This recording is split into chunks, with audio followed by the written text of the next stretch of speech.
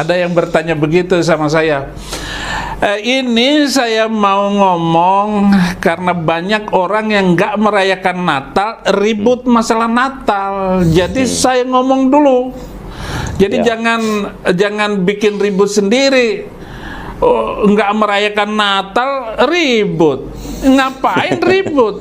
Lah ini diributin pohon Natal, takut dengan pohon Natal, pernak-pernik Natal diributin, lagu-lagu Natal diributin. Nggak boleh ribut kayak begitu. Nggak usah mengusik-ngusik.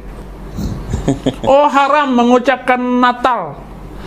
Lah kok cuman mengucapkan Natal sama dengan mengucapkan selamat pagi, selamat hari raya Idul Fitri. Kami boleh mengucapkan selamat Idul Fitri walaupun kami nggak Muslim, nggak Islam. Nggak membatalkan ibadah. Lu main haram-haramin kata-kata, ucapan-ucapan kayak begitu. Nggak boleh mengatakan haram mengucapkan Natal. Iya, kalau sudah bicara tentang Natal, berarti itu bicara tentang ritual. Dan ritual dalam agama Islam ada batas yang jelas. Kalau kita sudah masuk Islam, kemudian keluarga kita mengajak untuk merayakan Natal bersama atau menuntut dari kita mengucapkan selamat hari Natal, maka Al-Quran menegaskan tidak boleh. Haram hukumnya kita mengikuti kegiatan ibadah mereka. Maka nanti Hamzah baca dalam surat Al-Kafirun, Allah mengatakan, Qul ya ayyuhal kafirun, katakan ya Muhammad, wahai orang-orang kafir, la a'budu ma ta'budun, saya tidak akan menyembah apa yang kamu sembah, wala antum abiduna ma'abud, dan kamu juga tidak menyembah. Haleluya, haleluya, haleluya. Assalamualaikum warahmatullahi wabarakatuh. Salam Aki. Aku kabarkan Injil keselamatan. Bapak Ibu Yesus Tuhan, ketemu lagi dengan saya Evangelis Abraham Effendi Usman. Bagaimana kabar Bapak Ibu semua? Tentu luar biasa. Nah, saudaraku para pencinta Injil Habaget, pertama sekali saya mengucapkan terima kasih banyak kepada Bapak Ibu yang selalu mendukung pelayanan Habaget, baik melalui doa, dana, motivasi maupun support saudara semuanya. Lebih-lebih lagi pelayanan yang sedang kita lakukan di Sumatera. Kemarin saya ada di Lampung Selatan dan malam ini saya sudah di Bandar Lampung. Besok berangkat ke Palembang. Bapak Ibu bawa dalam doa agar melalui pelayanan kita banyak orang pertama sekali dikuatkan. Dan yang kedua, banyak orang mendengar Injil, terutama sekali mereka yang belum mendengar Injil atau mereka yang mendengar Injil tetapi bukan dari sumber yang benar, dari sumber yang salah. Apa maksud mendengar Injil dari sumber yang salah? Mendengar Injil dari sumber yang salah adalah ketika ada orang yang mengatakan bahwa Yesus Kristus yang mati di atas kayu salib, mereka mengatakan, oh dia tidak mati di atas kayu salib. Nah, ini adalah mereka mendengar dari sumber yang salah. Sementara kita imani dan seluruh dunia orang Kristen sepakat bersehati sama-sama dengan serentak dan kompak mengatakan bahwa Yesus Kristus mati di atas kayu salib. Sementara ada orang pribadi yang mengajarkan kalau Yesus Kristus tidak mati di atas kayu salib. Dan ada banyak orang di sekitar kita yang memperdengarkan bahwa Yesus Kristus tidak mati di atas kayu salib. Nah, ini Bapak Ibu, mereka mendengar dari sumber yang tidak benar. Mereka mendengar dari sumber yang asli. Mereka mengambil dari sumber yang bukan asli. Alias, kalau bukan asli ya pasti palsu. Maka dari itu Bapak Ibu, kita hadir di tengah-tengah orang-orang yang ada di sekitar kita, dimanapun kita berada. Dan saat ini terutama sekali saya ada di Bandar Lampung dan besok menuju ke Palembang. Kita memperdengarkan Injil dari sumber yang asli agar mereka terbiasa mendengar, karena selama ini mereka biasa mendengar dari sumber yang salah. Ketika mereka mendengar dari sumber yang salah, ya pastinya mereka menangkap salah sehingga mereka tidak beriman. Kenapa tidak beriman? Karena terus-terusan diperdengarkan dari sumber yang salah. Saudaraku dikasih Tuhan, para pencinta Injil Habaget, dukung dalam doa dan bawa dalam doa syafaat saudara agar melalui pelayanan kita banyak orang mendengarkan Injil dari sumber yang benar, dari sumber yang asli, dan orang-orang yang sudah undur dari harapan Tuhan, mereka bisa kembali kepada Tuhan. Terutama sekali juga mereka yang sudah berada di kamar orang lain, melalui pelayanan kita, kehadiran kita di tengah-tengah mereka. Kita berdoa supaya mereka bisa kembali kepada Kristus Yesus. Ya, karena di bawah kolong langit ini kita tidak bosan-bosan memperdengarkan. Di bawah kolong langit ini tidak ada nama yang bisa menyelamatkan kita umat manusia selain di dalam nama Yesus. Ya, bukan di bawah kolong langit Israel, bukan di bawah kolong langit Yahudi, tetapi di bawah kolong langit ini, Bapak Ibu. Ya, di bawah kolong langit ini tidak ada nama yang bisa menyelamatkan kita manusia selain di dalam nama Yesus. Maka kehadiran kita yang pertama sekali menguatkan anak-anak Tuhan di pedesaan, di pedalaman. Yang kedua, menjangkau yang belum terjangkau, memperdengarkan Injil, dan menarik kembali mereka yang sudah berada di kamar sebelah. Terima kasih. Saya ingin mengajak kita semuanya untuk melihat sebuah cuplikan video berikut ini. Ada yang bertanya begitu sama saya. Ini saya mau ngomong karena banyak orang yang nggak merayakan Natal, ribut masalah Natal. Jadi saya ngomong dulu. Jadi jangan bikin ribut sendiri. Nggak merayakan Natal, ribut. Ngapain ribut? Lah ini diributin pohon Natal, takut dengan pohon Natal. Pernak-pernik Natal diributin, lagu-lagu Natal diributin. Nggak boleh ribut kayak begitu. Nggak usah mengusik-ngusik. Oh, haram mengucapkan Natal. Lah kok cuman mengucapkan Natal sama dengan mengucapkan selamat pagi, selamat Hari Raya Idul Fitri. Kami boleh mengucapkan selamat Idul Fitri walaupun kami nggak Muslim, nggak Islam.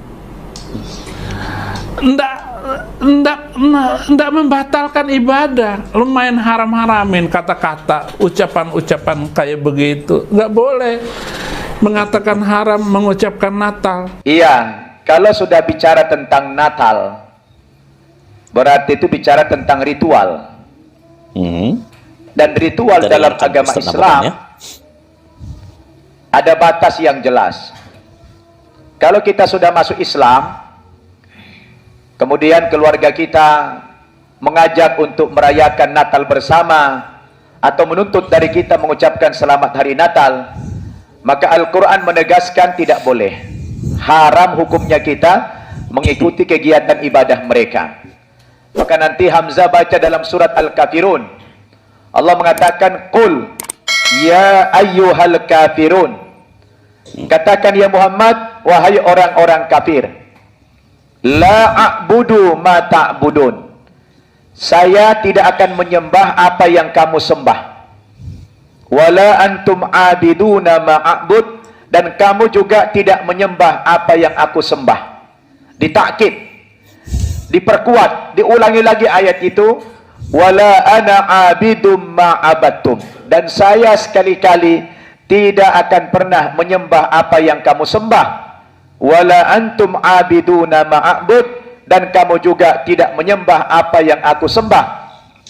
Ditutup ayat itu dengan kalimat lakum dinukum waliyadin. Bagimu agamamu, bagiku agamaku.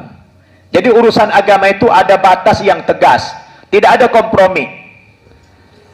Nah, yang perlu Hamzah tahu, apa sebetulnya substansi Natal di balik nilai ritual yang terkandung di dalamnya. Natal itu dalam iman Kristiani adalah memperingati hari kelahiran anak Tuhan. Jadi Natal itu substansinya adalah memperingati hari kelahiran anak Tuhan. Kenapa kita dilarang mengucapkan selamat Natal, apalagi merayakan Natal bersama? Karena itu sama saja kita memberikan pengakuan yang salah terhadap keimanan mereka. Bagaimana jadinya dunia ini kalau kita mengatakan anak Tuhan atau Tuhan itu punya anak? Tidak boleh. Nanti Hamzah baca dalam Al-Quran surat Maryam ayat 88 sampai 92. Mereka orang-orang Yahudi dan Nasrani, kata Allah, mengatakan Allah yang Maha Pemurah itu punya anak. Na'udzubillah. Jadi mereka mengatakan Allah yang Maha Pemurah itu punya anak. Lukas 2 ayat 10 tadi, dari ayat 10 sampai ayat 14, lalu kata malaikat itu kepada mereka, jangan takut. Jadi ini kepada gembala-gembala ternak ketika hari kelahiran Yesus Kristus itu, malaikat datang kepada para gembala domba, kambing, ternak itu. Jangan takut, sebab sesungguhnya aku memberitakan kepadamu kesukaan besar untuk seluruh bangsa. Hari ini telah lahir bagimu juru selamat, yaitu Kristus Tuhan. Jadi Kristus Tuhan, Kristus Tuhan Al-Masih Rob di kota Daud. Dan inilah tandanya bagimu, kamu akan menjumpai seorang bayi dibungkus dengan lapin terbaring di dalam palungan. Jadi di dalam palungan itu, di tempat kandang domba, palungan itu tempat menaruh rumput makanan kepada domba-domba, itu namanya palungan.